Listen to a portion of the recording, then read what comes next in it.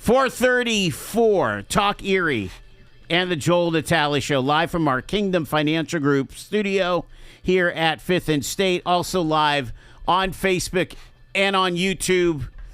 On Inauguration Day, like we said, we had festivities at the courthouse, at Erie City Hall, but at borough buildings and municipal buildings and townships throughout Erie County, as well as the city of Corey.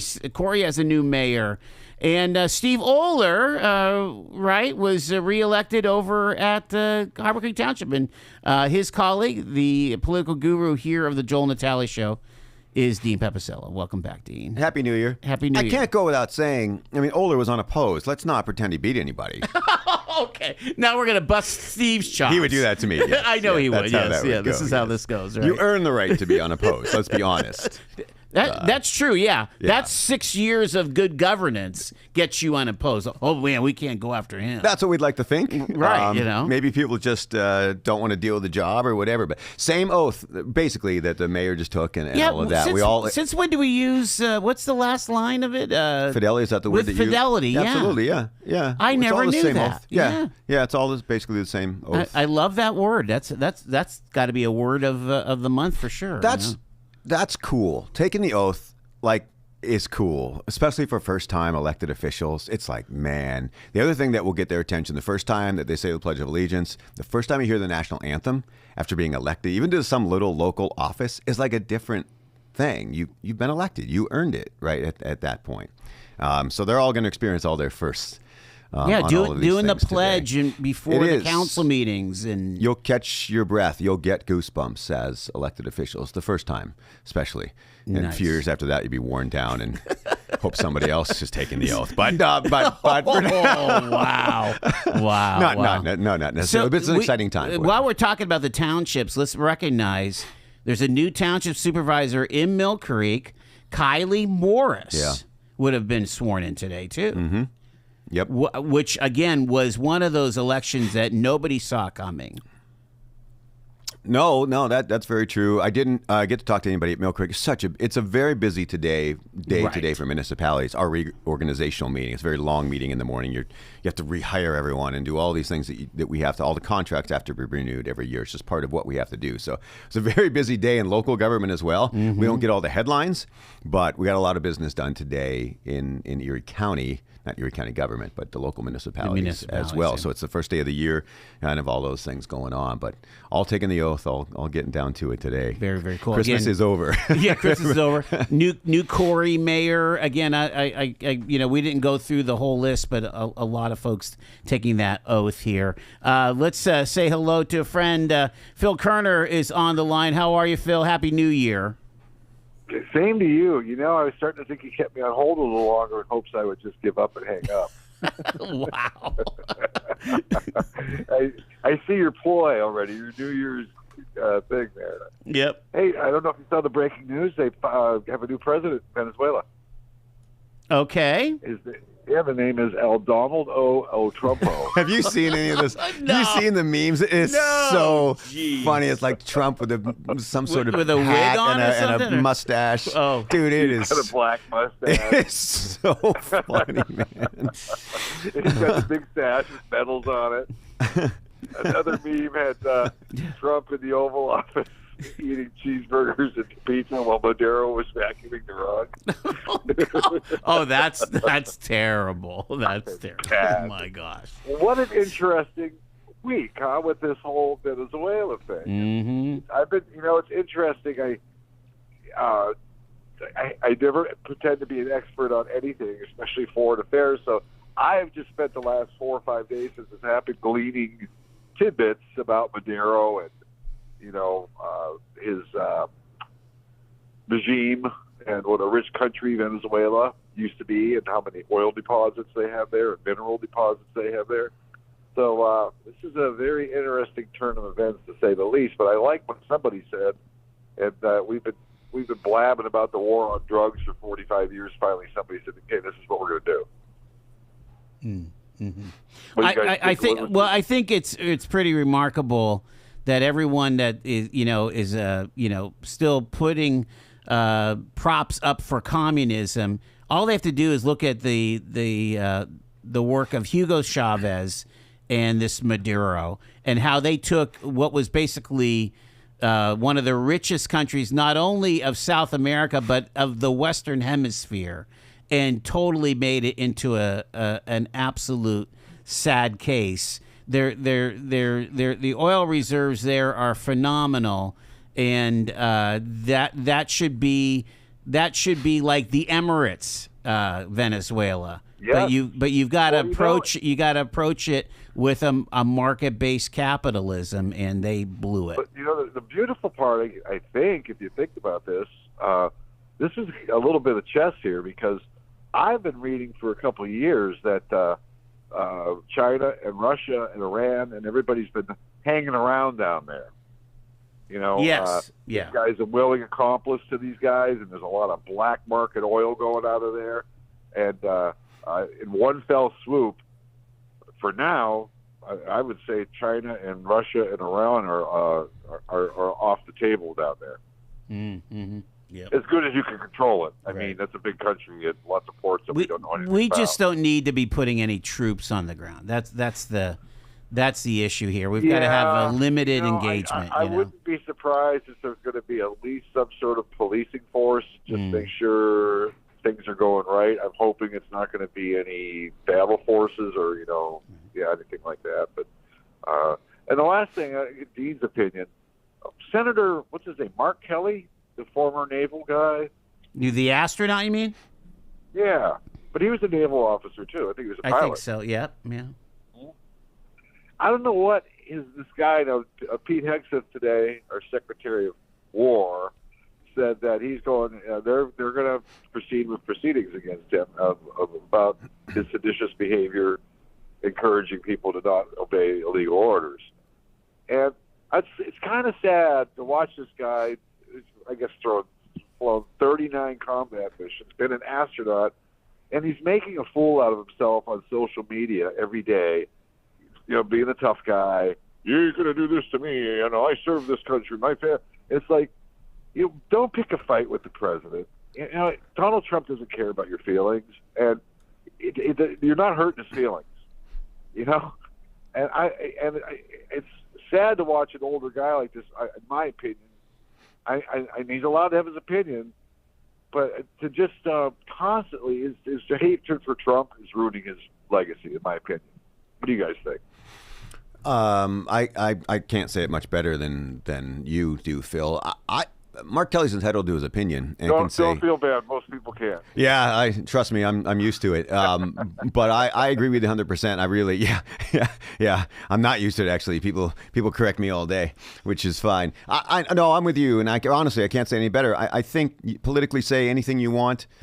Disagree with the president, say anything you want about an elected official. Trust me, you can. I get that. But to tell the military standing down it's okay to disobey orders, man, that's not good for the order of military service nor the protection of this country. On the opposite thing here, though, is that this extraction of Maduro showed all of our superior capabilities and our superior tactics. I mean, it really was an astoundingly positive, example of the power of the American military. That's 2 in a row. Yeah. Look what we did to Iran. Yeah, oh yeah. That mission was crazy. Yeah, people flying at night and gassing up, refueling, several times on the way over and the way back at night, flying into a radar. And I don't care what anybody said. There was some pundits say, this didn't really do anything. I haven't heard a peep out of the lawn in a couple months. Have you? No. Well, right now they're having a lot of unrest. It's a bad scene. Exactly. Yeah. Internally, I think the world is starting to see this. You can disagree with Donald Trump all day. Stuff is being done. And I think people are seeing it. The ability to potentially rise up against awful dictatorship. It's maybe it will work. I don't know. It's very early, and we'll debate this obviously for the next hour. Well, I feel like now maybe people have the courage to do it, though the United States is screwing around. I think they know that the United States is good to its word. At least you have that. I'm not saying whether that's right or wrong, right? But I think they believe if this country now says something, they're probably going to live to it. They're probably going to do it. So there's something to be said for that. Appreciate it, Phil. Take it easy, sir. No problem. Bye-bye. Bye-bye.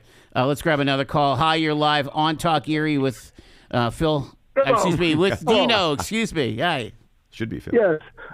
Dino was saying technology companies a couple of seconds ago when he was talking about the airport and so forth. Or was that today? The technology companies in the airport? Yeah, a technology company. Well, how about an Uber bus system to get us to different airports and bring people to this airport? That could work. Somehow you get, because Uber took over the taxi system, so why couldn't they take over the bus lines even and make it more profitable and work? Yeah, well, I mean that the Coach USA was operating that mega bus for a while there, and the kids that went to college in Pittsburgh from Erie, they were loving that, or vice versa. The kids that were coming to college here, they loved how cheap that was, and again, well, I'm trying to figure a way to get to Cleveland, Buffalo, or Pittsburgh for the airport. Well, all aboard Erie would say take the train, right? They were hoping for the train. Well, yeah, but that isn't going to happen. Look what California squandered all that federal money on a train, and I don't think train money is going to get any place because everybody's got cold feet with trains. We will see how it comes out. Yeah. Make some kind of thing with a bus. That sounds like a plan. I appreciate it. Thank you. All righty. I want to stay on local here for a little bit longer. What'd you hear from Daria there? Again, we appreciated Christina's remarks. They're gonna get put together. Daria and Christina, the mayor, the county executive. They're gonna be put together like Shanker Flippy, Joyce and Judy. Sure. But they're two very different roles.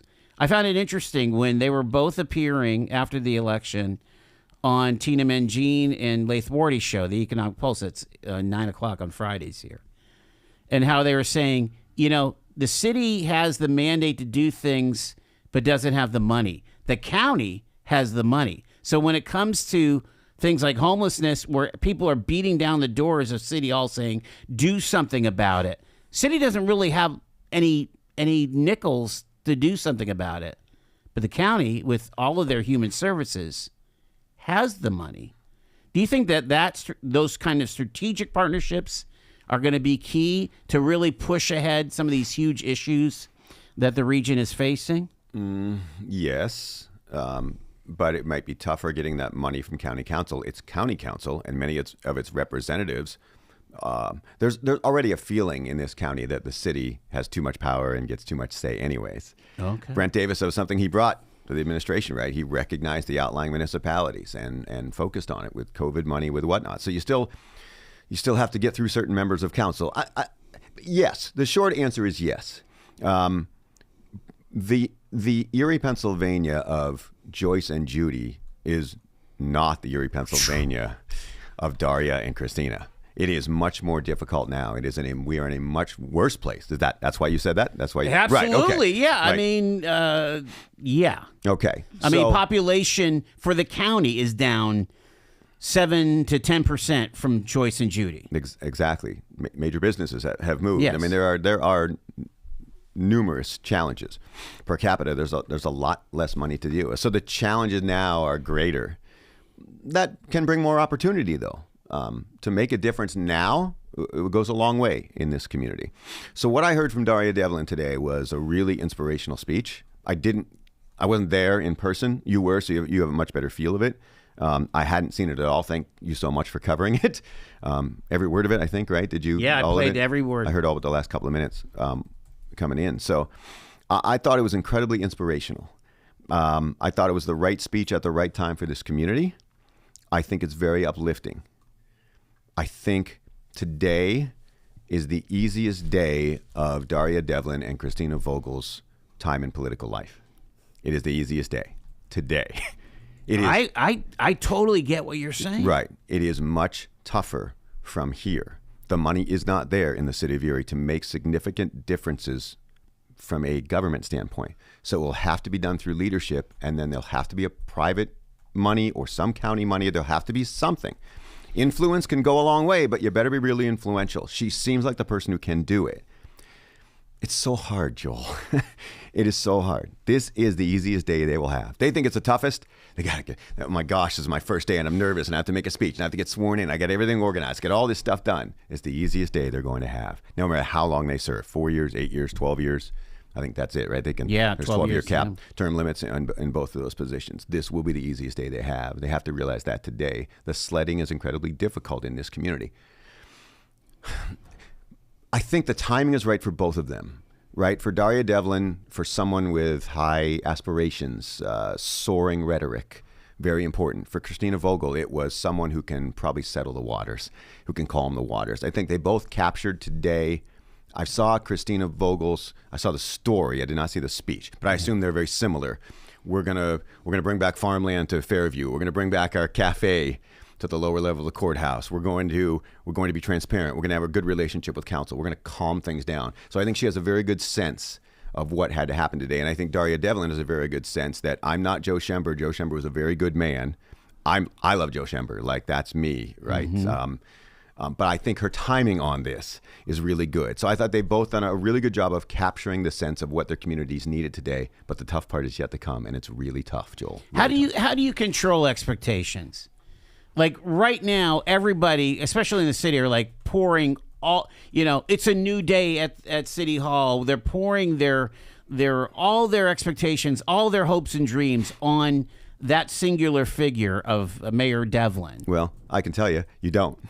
You don't control them. You don't want them controlled. You want people to hope. You want people to think that you are going to change the world. You have to. If you're lowering the bar on day one, then the bar's never going to get where you need it to be, right? So you have to tell people you can save the world. That's just how this business works, right? That's just the reality of being elected. I am going to be the best person ever to do this job, and your life is going to be better because you elected me. You have to say that.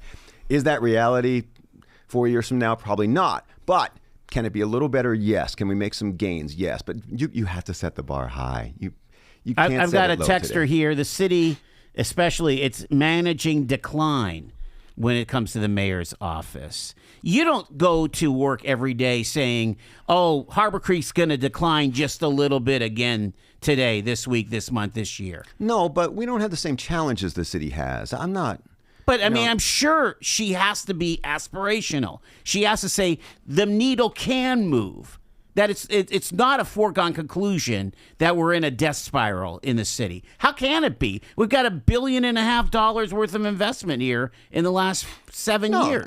Again, she captured the right message. Yeah. The city's. Where do you think the city is in its low point? Are we on our way back up? I think we have bottomed out in the last 5 years. I would say we bottomed out when I hate to say this, but when Joe Schember took down the basketball hoops and made the kids from the city not be able to play in their parks, that could have been the low point. For Erie, Pennsylvania. For Erie, not Pennsylvania. just the Schember administration. You mean No, Erie, Pennsylvania? I'm saying for Erie, Pennsylvania. Okay, well then it's a good. Because that is a metaphor for I can't get anything accomplished. Yeah. And that may be terribly unfair, but boy, did it speak volumes. Well, you have a really good sense on it. You've been doing the show 7 years. 7 years. Yeah, we're on our eighth year. that you've been doing this. I think you have a good sense of where the city of Erie in particular is. So knowing that, let's assume that's correct. This is a great time to be mayor, right? Because you can only go up. Yeah, you only can go up. And you're on the upper projection. So she should be saying, she should have this great rhetoric that things can be great again here. Can it be done? I don't know. It's very, very, very difficult. That's the reality. And let's face it. Hopefully, the city can be, a stable, contributing partner to that trajectory of moving forward, and not make it depend on the EDDC or Christian from California or Pete Zaffris or Jeremy Young and all the others that are like pulling out of their own pocket, in the private sector. Of course, Erie Insurance and Tim DeCaster. And Tom Hagen. Basically, all that forward momentum from that trough has come from the private sector. Yeah, and you think now city government's going to take it from here? Well, I'm not saying taking it from here, but I'm saying being a enthusiastic and capable partner. Oh, that would be huge. That would be huge. But thinking you're going to be the be all. I'll take it from here. Thanks. No. Private sector will take it from here. That's not going to happen. No, right? If they think that's the case, it's not. I don't think they do. Right. They need the private sector. They need the nonprofits. They better recognize They need that. everybody at the table. They better recognize it. Yeah. Interesting.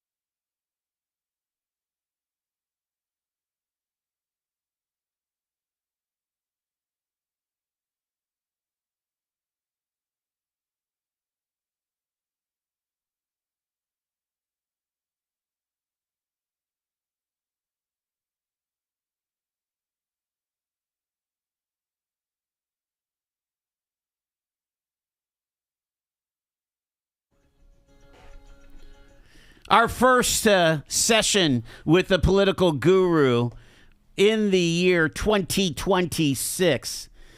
Dean Pepicello is with us here. We're analyzing this inauguration day here. And, Dino, you said this is the easiest day of the Vogel and Devlin administrations. Again, all the pomp and circumstance. Tomorrow, Daria will be... Mayor Devlin, because I wouldn't say Joe. Yeah. Mayor Devlin.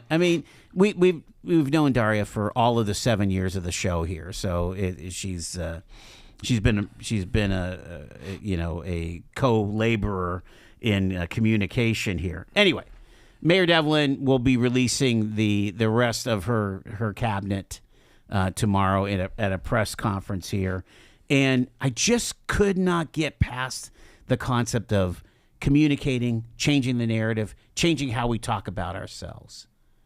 Agreed. It was a fabulous speech. If you heard it here in the last. How important is that in your mind? Again, you're a communicator. That's your DNA.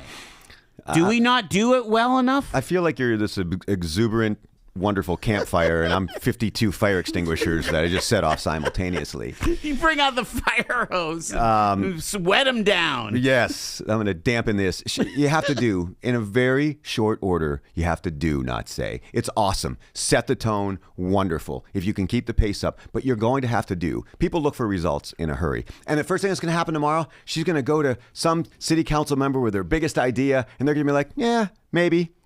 That's how this works. Yeah, it is 3 yards in a pile of dust, a cloud of dust, and moving balls forward to get that next first down. We got news next. Dino's with us.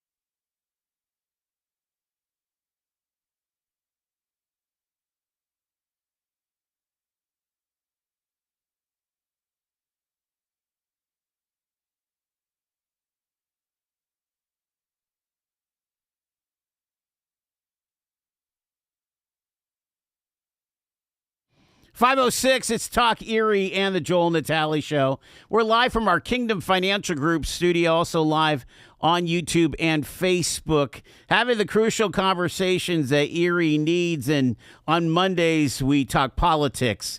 And it's with Dean Pepicello, the Harbor Creek Township Supervisor, our political guru. On this Inauguration Day, we've been talking about some of the themes that Mayor Devlin and County Executive Vogel have ushered in.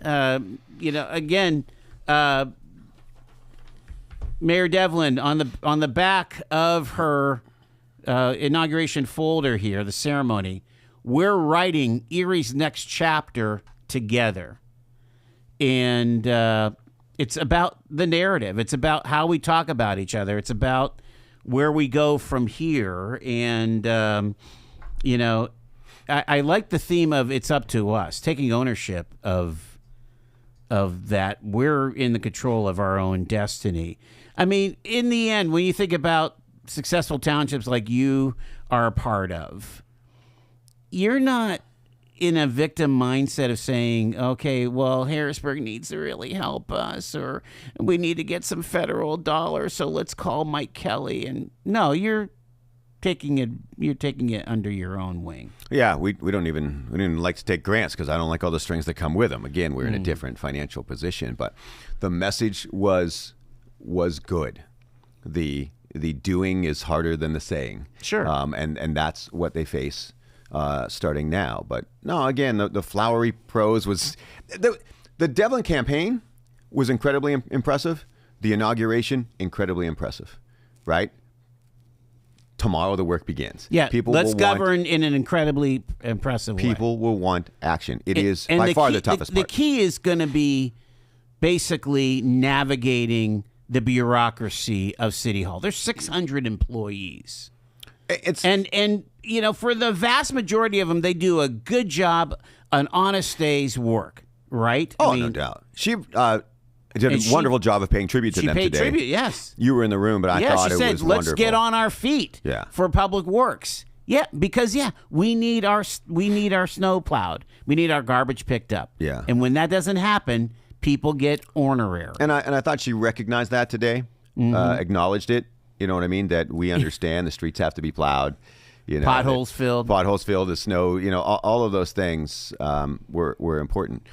She will find that the mandates that and the requirements that the city has, there will be far more municipal public works work to do than money exists. Sure. Right? The sewer plant, the potholes, the plowing, the police, the fire, all of these things have to be managed. And you have to manage all of these things, do it on a shoestring budget, right? And then you also have to change the world, because that's the speech we got today, that I can change the world, or we can change the world together, but you need a leader to say that. She said it. She has to do all of those things. I think if you were to look back at the Senate administration, the Schember administration, those two, right? You can easily get caught up in the day-to-day of just managing what has to be done just to survive as a city. It is really, really, really hard to stay focused on the big things in a market this size, because you're the mayor. You got to answer all the calls. You do. Right now, there's a buffer, but sometimes you have to get back to everybody. There's people that are unhappy about the garbage pickup. People are unhappy about the way they were treated by police or weren't, whatever. All of those things you have to deal with. And now all of a sudden you got to work at 7:30 in the morning and it's 4 o'clock or it's 4:30 and you're like, wait a minute, what happened to my big dream of whatever? Well, one case in point I mentioned to Mayor Schember in the last several months about, do you remember when you had those people's dinners where you brought people from all different walks of life? They came together, they broke bread together. It was all pre-COVID, but he was addressing a concern of lifting all the neighborhoods up in some kind of communication. Very, very honorable goal, but like you say, it's very hard. The tyranny of the urgent, or the tyranny of things that don't go your way. That's exactly right. that you're 1 minute you're in this meeting and you're planning something big and you're getting close and you're rallying votes, you're doing all these things, and then storm sewer collapses and you're in for $400,000 and it's taking all of your time. It's $1.5 million down at Frontier Lumber. Remember that? Right, exactly. And the people want to know why you're not addressing this, or or whatever. Like the minutia that you have to deal with as the mayor of a city of 90,000 people, dealing with all the things you have to deal with, are massive. She will have to face the challenge of doing both of those things simultaneously. Let's get another phone call. Hi, you're live with Joel and Dean and Shaney on Talk Erie.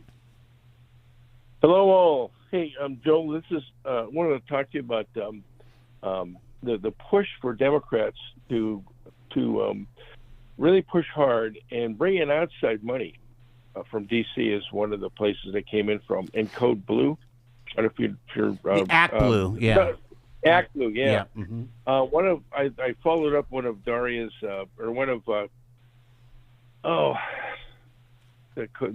county executive Vogel, her name. Christina Vogel, and and it was some kind of a great sounding name. You know how that goes, and the devil's behind the it's like the devil's wearing a mask, but it was Act Blue. Now what's Dino? I don't know if you run into this. But what happens when outside people come in and say this is what we want because we paid for your campaign or we put sucked money into your campaign? Yep. Let you guys talk about that. And the other thing, Joel, is this is local because it's Pennsylvania. Yeah. I called you right after the House passed the House vote. Bill. Yeah. Mm-hmm. No TV. I haven't seen any coverage. None. What is wrong with these local TV stations? You were the only one that covered it, and I thank you for that. You said something on the air. These other guys are sitting on their hands. What is going on? I'll let you go. All right, appreciate it. Thanks so much. You're aware of that crazy abortion vote that I saw PA House. Again, I don't think it's going anywhere. No. I mean, Dan Laughlin has come out against it in the Senate, and Dan is not a super right winger, you know what I mean? But it said this is extreme. Is that is that the one Mirsky and Harkins voted for? Yes, they vote. Did it go to the House? It passed the House by a vote or It two. went to the full House, didn't just go out of committee. Mm-hmm, yeah, it'll die in the Senate. They know but that. they still need to buck up and say why they voted the way they did. There had to be extreme. Mirsky and Harkins? Yeah. Well, are they an easy? You know that answer. You don't know that answer? You tell me. They're I thought they were independent voices in the Northwest corner. They're appealing to the base, knowing full well it'll never pass. That's what they're doing. I mean, I can't listen. I like both those guys, right? I have good relationships, and they've been good to us. But okay, they voted for it. They got to stand on it. But they know full well it's never going to get out of the Senate. Never, ever, ever. That was an inconsequential vote to vote for abortion into the third trimester. No, but you asked me. I mean, if you're asking me what they're thinking, politically, they're appealing to their base. Why else would you? Unless I guess I haven't thought about this much. I knew it was going nowhere. I guess for something this big, you would think that there's some things I'm not going to vote for. Right, knowing that it's not going to pass. It's not going to get through the Senate anyways. I think they get pressure. They get pressure to appeal to the base. They get pressure from their own leadership to say, "Hey, you want money? You want money from left-wing groups?" I think this was strong pressure from the speaker. We want to go out. We want to We want to make this issue. We know we're in the minority, but we want to make this. We want to show our base that we're fighting for them. So they get pressure on that, and they know it's not going to pass anyways. The toughest job in the legislature right now, boo-hoo, right? I get it, but it's Bob Mirsky. He's in a swing seat. He's in a swing seat, yeah, right, absolutely, and very purple district. And exactly, was held by a Republican essentially. I mean, they added the city very whatever in all of that, but he's in the toughest spot, right? Because he knows he's in a swing seat and they're in a one seat majority. My goodness, and half of his district is pretty red, so he's in a really tough spot. I haven't talked about it. I ignored it. I shouldn't. Yeah, You're right. And I heard you did, but I knew it was never going to get out of the Senate, and they're just kind of playing to their base. But that's it. They get pressure from leadership. You ever want money? Do you ever want that bill that really means something to you to get through? Then you're going to vote for this because we want to show our base that this is important. I just think I don't agree with any of it, I think there's just some issues that you've got to show your true colors. I don't disagree. Let's assume. I mean, it's easy for me to say, I guess. No, be true to yourself. Yeah. I think I've always been true to myself. I've never had to make a vote like that because we're dealing with sewer and water. And I guess I have it easy that way. I'm with you. Of course, I'm pro-life, as pro-life as they come. But if let's say you're Pat Harkins, and you have something that you want for your district that you think is really important, like that does make a difference. That's, I don't know, $1 million for homeless. I'm just throwing that out. He thinks that.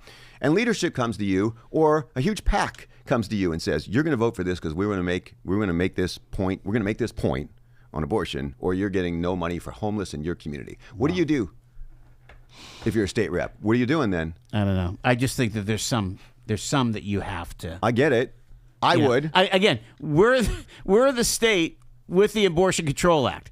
We're Casey versus Planned Parenthood. But it's Pennsylvania, my gosh. But you want to be in politics? That's how it is. Well, that's why I'm not in politics. Exactly. But that's how it is for people who think I'm just going to vote my conscience and I'm going to be able to sleep at night. Well, sure as heck you are. I get it, and I would do that. But there's the difference. Yeah. And people don't know that. They don't see it every day. It's a dirty, stinking business, I'm telling you right now. And it is going to be for Christina Vogel and Daria Devlin, too. It just is. Because that's how this works. Well, yeah, when you have limited resources and you've got every neighborhood in the city crying for cash. My commute down French Street is ridiculous how pockmarked that is. Sure. It's like a washerboard. And I wasn't even alive when washerboards were real. Okay, and George Soros or some group from New York City wants open borders. So I'm going to give you $100,000 for your campaign. You're going to vote for open borders. Yeah. Or you're not getting that money for the brand new highway that you need that's going to save your city. That's how this works, Joel. That's what it's like every day at that level. I'm sorry.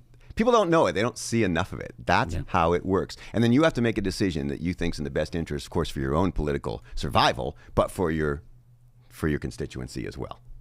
It's ugly, man. I get it. I'm sorry to paint that picture, but no, it's not for the faint of heart. No. Hey, you're live caller on Talk Erie. Go ahead. Hey, Joe, can you hear me? I'm on a different phone. No, you sound great. Come in clear as a bell. Okay. Hello, Joel, Shaney, Dino. Hey, Joel, I got a gas card today, and I'll tell you, I was expecting a gas card in just like an envelope. And I got a congratulation letter, a thank you letter for listening to the show, and I got a beautiful notepad with a pen. So I'm thinking, that had to cost you some money too. So it's not just a $25 gas card that you get. So I would encourage anyone to, to get in on that when you have that again. But anyhow, appreciate that, Bill. Thank you, man. Yep. Hey, but anyhow, I have a couple questions for Dino, and I'll hang up and listen. But first of all, us listeners want to know what flavor Kool-Aid he's been drinking today. Everything is just gonna be great. And I also want to ask Dino, even listening? You guys might have discussed this earlier, but I was at Summit Pet Hospital. Well, we just had to take a cat there to get a checkup. The real money will come in later. Today was only $179. Oh. But anyhow, I wanted to know what Dino thought of kidnapping a president and his wife and stealing their oil. I wanted to see what he thought about that, but I'll hang up, Joel. All righty. Have a good night, sir. Thanks. Okay, yeah, let's pivot. This is big news, what happened in Venezuela. I get the sense from you that you're okay with it. Are you okay with it? I am, because if it's limited to this law enforcement action that actually took, what was it, 150 planes in the air, and I mean, it was. Did you hear like the laundry list of implements that came into play? No, I know it's a lot. I guess every single capability, and Chinooks, and fighter jets, and special forces, CIA embedded with Maduro, to tell our operatives exactly where he was at every given time. That's how they were able to do it. In fact, they were able to block the safe room, the metal encased safe room. They kept him from going in there. It's amazing, isn't it? It's really amazing. The U.S. military is incredible, and a lot of people don't understand that. It's no one's even close. Like, you can talk about China and Russia, and you can do all those things. I'm telling you, it's not even close what they did. I don't know what I think, Joel. I don't, and I've been gauging opinion over the last couple of days. I'd love to know what Trump's motivation is. People will think I'm being critical. We're the good guys. The first thing that comes to me is we are the good guys. So I see the celebrations around the globe, kind of, from Venezuelans who were exiled. And I think that seems pretty good. I saw the same celebrations in Iraq, and that didn't work out so well. So my first thought is we're the good guys. We've done a good thing. I wish that were my only thought. I want to know, is he doing this because we're the good guys and he's trying to protect us in this hemisphere? Is he doing it because he's worried about his legacy and he's trying for significant wins internationally or anyway? Is he doing it for the oil? Everybody thinks that. He certainly didn't kind of run from that. In fact, he seemed to emphasize it. Okay. Is he worried about gas prices that much? Okay. Is the oil in our hands better? I don't know. Is he doing it because he's just trying to flex his muscles and be a tough guy? Is he doing it to wag the dog, to cover up from all the negative press he gets here because the Epstein files or whatever the media does to him? Like, I'd love to know. I wish I could talk to him about what his motivation is on it. I don't need to look much further, though, than the celebrations. And to know that if this does work out and a government is installed that is democratic, Venezuela was a pretty awful place. Like, it used to be great. Right. Like you said that. It was a pretty awful place. Like, dictators are terrible people. Like, they're terrible people. It's a terrible thing. And it's easy. Honestly, dictatorships are easy. Get control of the military. Start killing people in the streets to prove your point that I'm in charge and you're not. And if you're against me, you're going to die. And you're in charge. Honestly. So it's a terrible thing. But it's not that hard to come into power. I think that Maduro was a puppet in large part of the Russians and the Chinese, for sure. Had a Cuban security force funded by Russia. Yeah, I don't know how I feel about it, but I see a lot of positives. Okay. I'm no international expert. I'll be the first to say that. I get it. More in a moment.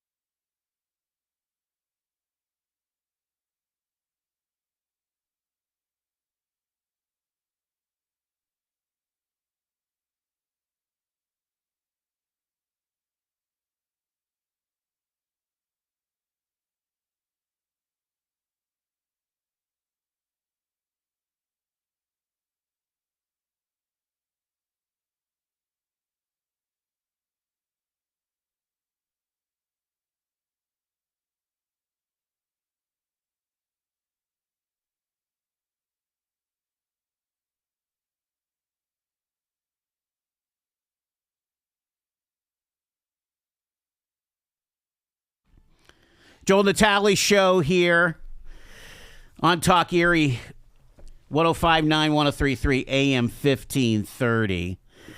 And it's Inauguration Day. We're talking to the politics of it all, the politics of the last couple weeks. Dino, this here's the point I would like to make about Venezuela, and that is I wish the president was putting as much enthusiasm and gusto over making life more affordable in the United States. I know he doesn't have as much immediate power it's much to tougher. do that. Yeah, it's much tougher. But if I felt like the enthusiasm and the optimism of we're gonna get these prices down, you can't wait. I can't wait for you to see how cheap your tax bill is gonna be when you file your taxes. All these things from the big beautiful bill.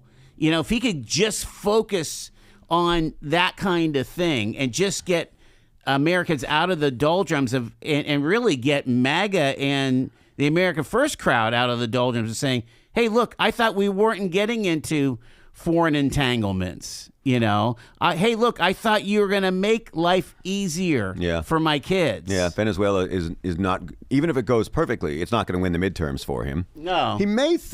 Maybe he thinks this is kill two birds with one stone, and okay, we get oil under control, and it's not being stolen from us or whatever, and it helps control the price. He has said, and I think rightly so, that the cost of energy controls a lot as far as the cost of everything. So maybe he thinks, well, I'll be a hero. I'll save Venezuela. I'll get rid of a dictator.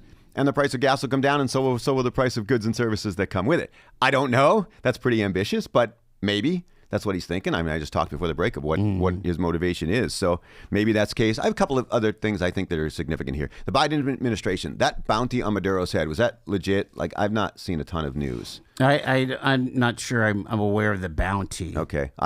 I've seen reports. I know that these charging documents date back 5 years. Yeah, right. Clearly, and this government was not recognized by any legitimate government around there, other than maybe the Russian He had an Chinese. election in 2024. He lost the election, refused to remove himself. Exactly. I mean, that's pretty much fact at this point. What about this concept of that they gave him ample opportunity to just go into exile? Yeah, I probably didn't believe it, is my guess. I heard today, the other thing I heard on numerous reports were he was stunned by due process in U.S. courts.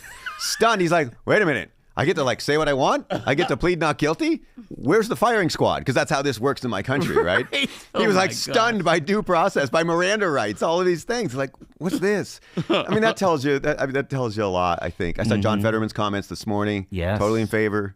Well, I wonder if this guy's going to become a Republican. He's certainly not going to win a Democratic primary in 4 years, but regardless. But I think those are all significant things. I'm not. People can make their own decision. Yeah. But I think they're all significant to the discussion.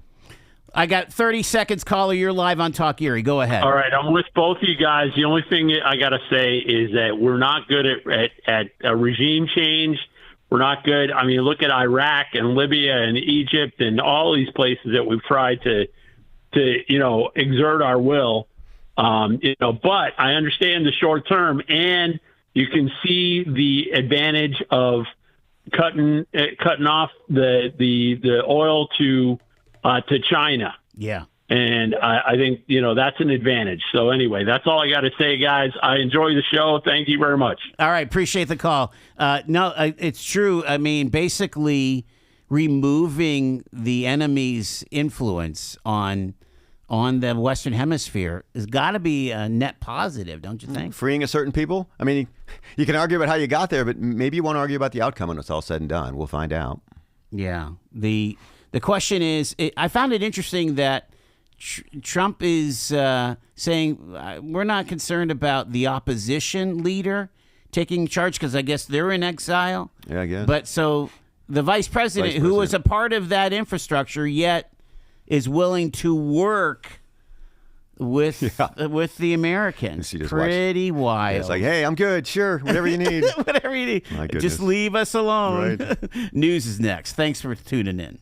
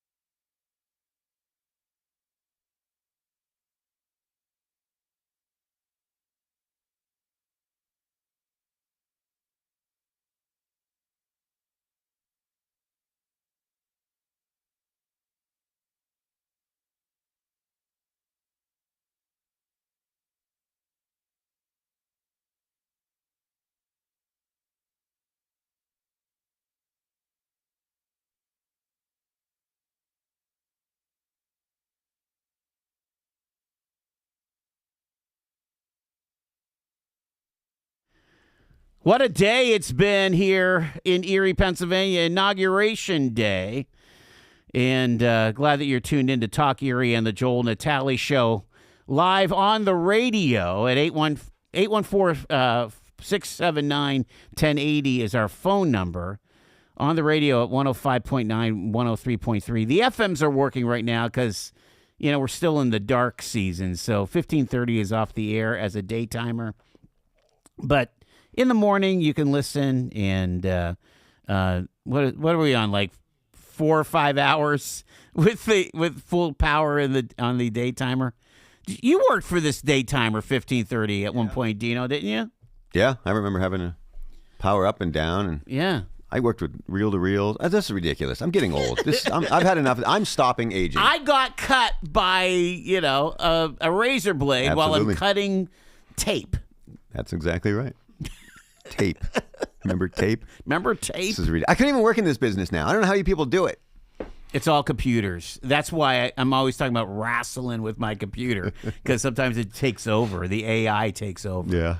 It's amazing. We were talking about the business off the air. Yeah. So no one was privy to it. But trust me, it was very entertaining. It was. Hey, let's welcome in our buddy here. Hey, Gino, how are you, bro? Happy New Year. What's going on? Yeah, Happy New Year. Merry Christmas. Guess what showed up today, Joel? Oh, you got it. Good. It came a day early. Well, if you go by the old school, tomorrow is the Epiphany of the Lord. That's right. So you got on the 11th day of Christmas, you got your present from Talk Erie. I got a nice little schedule booklet there, a calendar, notebook, whatever. So it's a journal for you to put down your deepest thoughts. Oh, geez. Isn't that what Facebook is? It's your journal that everyone reads. But, there you go, yeah. It would be interesting about this whole situation with Venezuela. Yeah. But let us not forget, I think that's where Dominion, where they did the voting machines. Oh, my gosh. Okay, we're not allowed to talk about Dominion at all. So you're not talking about it. I don't know, Joe. No, I will shut you down right now. There are people. Okay. There's stuff out there. There's stuff out there. I'm just saying. I'm not defending Gino. Jeez. I'm just saying, if something comes out of this, I don't want to hear anybody say. Here's the thing. You know what? It's like Gaza, and maybe I sound like I don't know what I'm talking about, and I'm Pollyanna here. But you look at Tel Aviv, you look at Haifa. These are beautiful resort communities on the same Mediterranean Sea as Gaza City. Now, I'm sure there's very complicated reasons why Gaza City isn't a resort paradise like Haifa or Tel Aviv. But you could see the possibilities. Same thing with Venezuela. You could see that it could have been, with the natural resources of oil and the riches there, if you just manage it well, you can create an amazing place for your people. As my father would say, sometimes even about our own country, the country's good. It's the people that are no damn good. If you think about it, what's come out of the Middle East that's an invention? If somebody knows it, other than fighting and murder and, my God is better than your God. What has come out of there? The Germans engineered, the Italians got everything. Everybody did something. All they do is war. Why? Mm-hmm. It's really, you have to stand back and look. Why? All they know how to do is fight. Then it is. But one thing we did learn in 2025, the Somali pirates got smart. They said, we go to America, they'll just give you the money. Okay. All righty. All right, you guys. I'll take it easy. Another bumpy New Year, baby. See ya. Hang on. See you later. Bye-bye. How about that? Tim Walz basically saying he's not running for re-election. What a scant. Seriously. What a scandal, a nightmare for Democrats up there, Democrat-run Minnesota. That is a shame. Those people, and I don't know. He's basically claiming victimhood, that they were a generous government and they were taken advantage of, and now it's led to the place where he can't run for re-election. I want to know, right? He can't. That's right. He would have lost, I think. I want to know what he knew and when he knew it. That is criminal, what went on. It is criminal, literally, what went on. And they're saying there's evidence it's happening in California, Ohio, lots of different places now. Again, not all connected to Somalis, but just a massive, fraud and abuse in these government programs, in childcare and what have you. Was it COVID funds? Was all of it COVID funds? I don't know if it was all COVID. It seems like it was ongoing with, adult daycare and, places that were getting they were billing millions of dollars for 6,000 meals. There's no capacity there to create so many meals and so on. I've never seen better footage than the kid who went up to the luring center. Or but have you noticed how the mainstream media has totally impugned him, saying, "Oh, he just didn't come at the right time," or that he's just an amateur. He doesn't really know what he's talking about. Which was a fine attempted cover until today, when Tim Walz says, "Hey, I'm not running." Now they got to do it. Why is he not running? Well, you have this ridiculous scandal, which you are the head of, by the way. So they can't. I saw CNN today already said Walz not going to run again. Here are the details on this thing, on the scandal. Wow. So they can't run from it now, right? They can hide it. They can impugn that kid. All those things. When you're in with a video camera live in front of a daycare center that can't spell the word learning correctly on your stinking sign, things are pretty bad. Let's be honest. It is just rough. Those people are in trouble up there, and they should be. That really, really angers me. This stuff. Well, because we get it's our taxpayer money. Exactly. Yeah, I think one of the things that would help President Trump a long way is, while he's sitting down with tech billionaires and so on, sit down with the major housing manufacturers and the major housing builders in this country. This country is short 2 million homes. You don't think he is? I think he's engaged. You think he's engaged with those people? Oh, absolutely. Again, he's not making enough hay about it then. We need to start really... there was a reason why we built all those homes after the war, after World War II. It's because we had troops coming home. They had a money burning a hole in their pocket with the GI Bill. They were ready to buy. And somehow, people like the Baldwin brothers... Sure. How many houses did they build in Erie, and not just in Erie? My understanding is they did it in multiple markets. That's how they really made their claim to fame. But you have to build at scale, and none of that happens in Erie right now. Well, you've got to build it with the price of goods the way they are right now. Unfortunately. And then you have to have the people who can afford it, and then afford it at the interest rate, and then afford it at the inflated prices, and then hope you don't run into some sort of family crisis or lose your job in a Rust Belt city, right? Where companies aren't exactly expanding today, population is declining. So you want all this stuff to happen with a market reality, which is very different than that. Yeah. Well, again, 2 million homes across the country. You pick your markets. Yeah, but it's not that but honestly, there's another situation where a public-private partnership is going to have to be.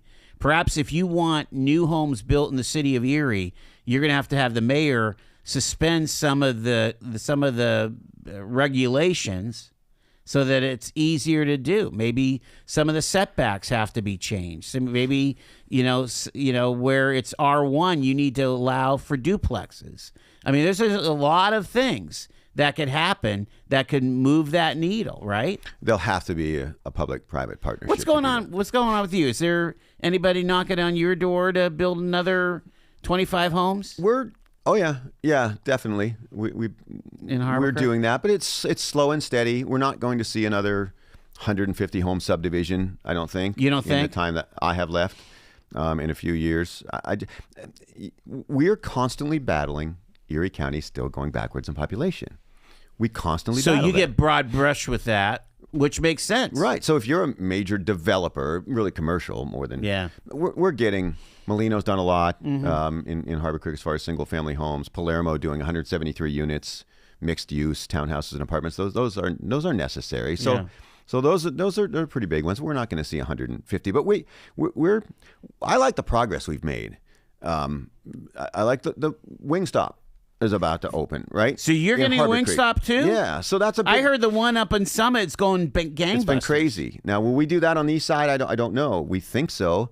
But that's a big deal to us because a national chain said, all right, you got enough people and enough traffic and enough money, and we're going to take this risk because it's worth it. That says a lot to the next one, right? Everybody that they want, where's my Target and where's Lowe's? And I'm still surprised there's no Chili's in town.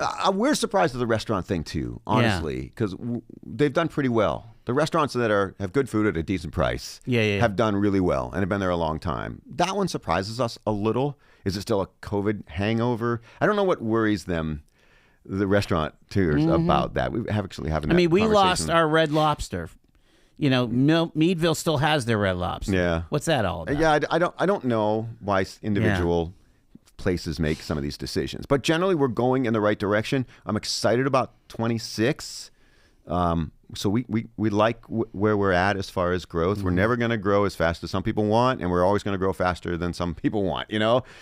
But I think we're on a good pace that we can handle, and I don't think we're alone. I think things are good in Summit, and Mill Creek has, I think, some political challenges, but I think they're still in a good place, essentially. Do you think that the Gateway is going to be a big story in 26? It's going to be a big story for not developing. All right. Well, we're going to ask the same question of Chuck Peters tomorrow. Well, he'll have a different opinion. Yeah. I shouldn't say that. I think the government's going to have a large role. Wow. I think they're going to have to forego taxes. I think they're going to have to put in infrastructure. Maybe they want to do that. And it might be worth it at the end of the day. But I think the government, at the end of the day, will have to have a significant economic role, even more than they've already had, to $7 million, if that thing's going to succeed. Private sector always drives for me. Always the number one factor, right? If the private sector doesn't think it's a good place, it's probably not a good place. And the private sector there struggled for a long time. That tells me there's other issues. Maybe that forced their hand to do what they did, but I think the government will have to have a major role for it to succeed. Doesn't mean it won't succeed, but it will mean it probably needs propped up by the government. That's my guess. You're asking me to predict. I'm hoping that in 5 years that I see something like I saw in Isle of Palm, South Carolina, or in Cape May, New Jersey, or in any other gateway, resort town where there's shopping, there is restaurants, there is... all you have to do is duplicate what the real folks did with Colony. You just have to keep moving that down. Private development. Done privately. Yeah. So the government's going to do what the private sector wouldn't. That's what you're telling me. We'll have to see. We will. Happy 2026. You're so optimistic today. Oh, my gosh. I'm putting my fire extinguishers away. Take care. Happy New Year, guys.